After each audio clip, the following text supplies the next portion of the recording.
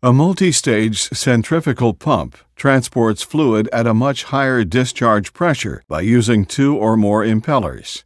The main components of a multistage centrifugal pump consist of the following: the casing, shaft, impellers, bearing housing, driver, volute chambers, suction port, and discharge port.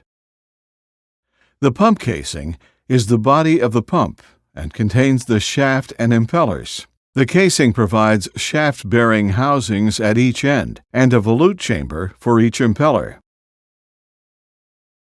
The shaft extends the full length of the casing with a driver, typically an electric motor, connected to the inboard end. The suction port directs fluid to the first impeller. One impeller for each stage is attached to the shaft.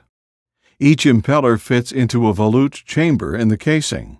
A stage is composed of a rotating impeller and a stationary volute in the casing chamber. Fluid exits the pump from the discharge port. Fluid enters the first chamber at suction line pressure and leaves the first impeller's outer edge at an elevated pressure.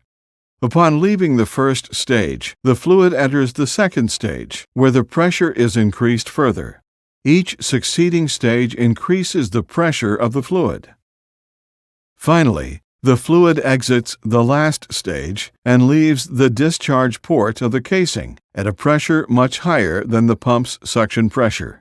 Several other configurations are available. These pumps are used to transfer fluid from a low-pressure system to a high-pressure system, such as a boiler feedwater pump.